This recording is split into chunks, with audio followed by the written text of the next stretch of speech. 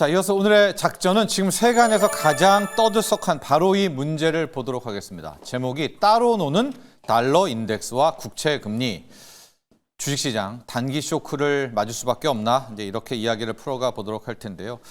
간밤에 이제 달러 인덱스가 폭락을 했죠. 오늘은 약간 좀 공부도 좀 하면서 이야기를 풀어갈 텐데 달러 인덱스 뭐 얘기 많이 하지만 그래도 개념 정리를 좀 해보면 이 시소를 생각하시면 될 것 같아요. 이쪽에는 달러가 있고 다른 한켠에는 유로와 엔화, 파운드와 6개 통화가 이렇게 같이 있는 거예요. 그래서 이게 올라가면 달러 인덱스가 올라가면 달러 몸값이 커지는 거고요. 이게 떨어지면 달러 가치가 떨어지고 상대국의 통화가 올라가는데 이게 바로 달러 인덱스라는 건데요. 자, 평상시에는 보통 이 달러 인덱스는 미국의 장기물 금리, 특히 10년물 국채 금리와 같은 방향으로 거의 동행을 합니다. 미세한 차이는 있지만 그래도 이제 동행 지표다. 이게 무슨 얘기냐? 달러 인덱스가 떨어지면, 달러 값이 떨어지면 금리도 떨어지는 거고요.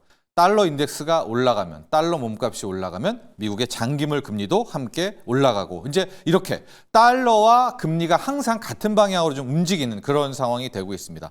이 오히려 좀 약간 저게 자막이 잘못됐는데 이제 달러 값이 올라가면 금리도 올라가고 달러 값이 떨어지면 이제 금리가 내려가 이제 동행을 하는 게 일반적인 현상입니다. 이제 그 이유도 있는 것이요. 이 10년물 국채 금리라는 것이 약간 뭐 종합 예술 같은 거예요. 가령 수급도 영향을 받고 경제 성장률도 영향을 받고 연준의 통화 정책 방향도 영향을 받는 이제 그런 상황이 되고 있습니다. 그래서 가령 뭐 예를 들어 보면 수급 누군가가 많이 10년물 국채를 막 사준다라고 하면 국채 가격은 올라가겠죠. 이제 수급이 막 붙으니까. 그렇지만은 금리는 떨어지게 되는 겁니다. 그러니까 지금 막 10년물 금리가 폭등한다라는 거는 그 누구도 미국의 국채를 사려고 하지 않기 때문에 국채 가격은 떨어지면서 이제 금리가 폭등하고 있는 현상입니다.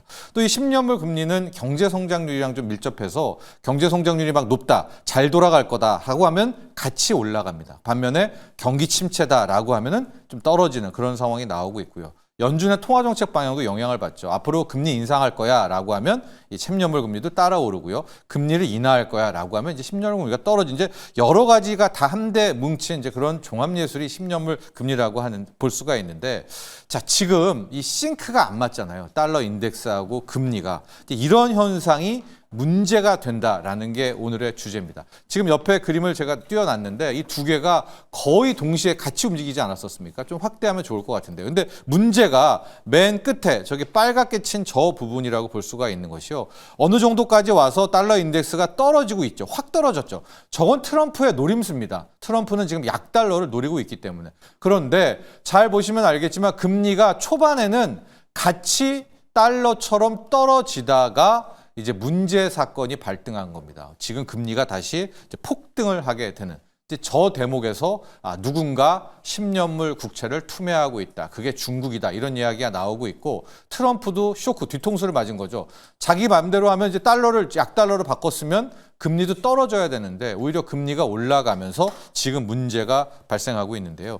저 신호가 실은 상당히 위험한 신호입니다. 즉 저렇게 달러 인덱스와 금리가 같이 연동해야지 저게 엇갈리는 저런 상황이 나왔을 때마다 과거 역사를 돌아보면 쇼크들이 나왔던 건데요. 이제 저런 상황이 언제 나왔었느냐? 지난 2008년 초반에 세계 금융위기 나오기 전에 저렇게 달러의 몸값은 떨어지는데 금리는 오히려 올라가는 이런 현상이 나오게 됐고요. 또 2020년 코로나 때도 저런 현상이 나오게 되는 자, 저런 위기 때마다 달러 몸값은 떨어지는데 금리는 떨어지지 않고 오히려 올라가는 저런 이제 미스매치가 나오게 된. 저것은 어떻게 봐야 되느냐? 이게 워낙 큰 위기여서 달러도 못 믿는다. 그래서 달러를 투매하는 거고요. 미 국채도 못 믿는다라고 해서 미 국채도 팔면서 금리가 함께 올라가는 현상이 나오고 있습니다. 하고 이렇게 될 때는 또 살펴보면 어떻게 되느냐? 추가적인 증시 하락이 좀 더 이어졌고 금 같은 혹은 엔화 같은 이런 정말 최고의 안전자산만 웃게 되는 이제 이런 현상이 나왔는데요. 간밤 보면 우리가 98에서 100이라는 달러 인덱스 마지노선 여러 차례 말씀드렸잖아요. 그게 장중에 한번 깨졌습니다. 그래서 97로 갔다가 지금은 다시 이제 98로 올라가게 됐는데 자, 이것도 문제인 거고요. 반면에 금리가 떨어지기는커녕 오히려 급등해서 지금 4.4%까지 나오는 이제 이런 겁니다. 하고 만에 하나 이게 오늘 밤 해결될 수도 있겠지만 금리는 계속 오르는데 달러는 떨어지는 미스매치가 나온다. 또 떨어집니다. 미 증시가 계속 추가 하락에 대해서 우리가 이거를 이쯤이면 되겠지라고 생각하시면 안 돼요. 그러니까 지금은 주식을 보시지 말고 저 달러 인덱스와 금리의 저 미스매치, 저 반비례가 언제 풀리는지를 확인하셔야 그때가 이제 바닥 신호가 나오게 되는 건데요. 여기서 한 번 더 들어가면 한 걸음, 이 모든 게 이제 세간에서는 트럼프의 큰 그림이다. 이게 뭐냐? 트럼프가 노리는 건 약달러와 저금리인데 약달러를 만들어도 저금리가 안 나오니까 연준을 빨리 출동시키려고 지금 일종의 자작극을 펼치는 거다. 뭐 이런 해석도 나오기 있어서 이런 해석을 말씀드리는 겁니다. 지금 앞서도 말했지만 금리를 떨어뜨리려면 누가 미 채권을 사줘야 되는데 수급은 깨졌잖아요. 그럼 누가 사줘야 됩니까? 연준이 사주는 거. 이게 바로 이제 이 양적 완화라는 행동이고요.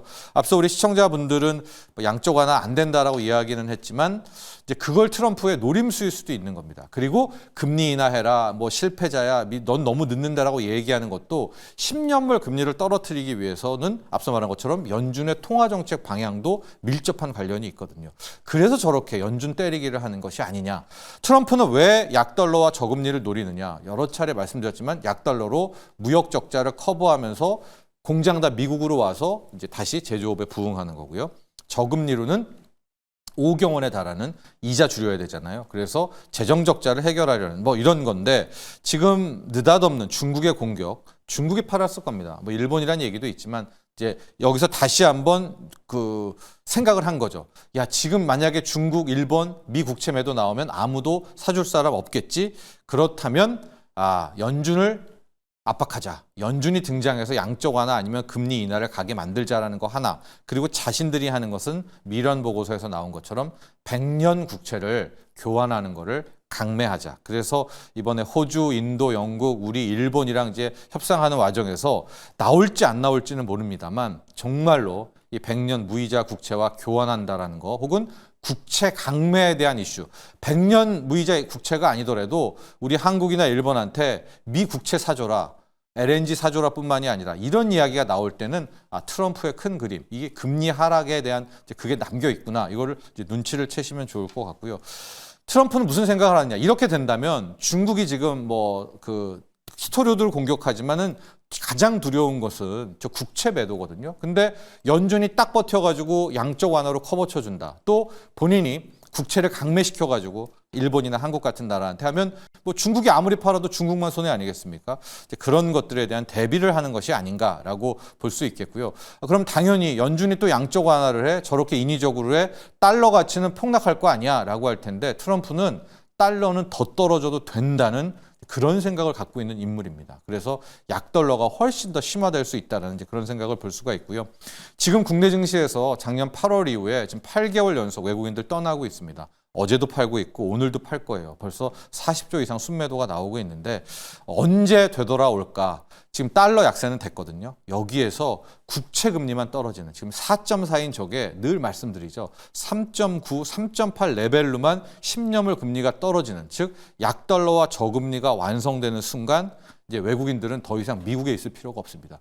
미국의 채권으로 좀 가든가 아니면은 한국이나 이런 신흥국으로 빠지겠죠. 그래서 마지막 남은 퍼즐은 또 역시 국채 금리다라고 해서 연준이 저는 출동을 결국 할 거라고 봅니다. 우리가 앞서 일발에도 봤지만 제롬 파월 의장이 굴복할 것 같아요. 그러니까 그러려면 바로 인위적 굴복은 안 하겠죠. 훨씬 더 주가가 더 폭락시키거나 아니면은 경기 지표를 악화시키는 이제 그런 상황에서 또 파월 의장이 지난 2019년 1월 4일처럼 등장하지 않을까라고 보고 있는데 그건 역설적으로 향후 좀 주가 하락이라든가 경기 침체 우려가 있다라는 것을 또 방증하는 것이기 때문에 여기에 대한 대비도 함께 해볼 필요가 있을 것 같습니다.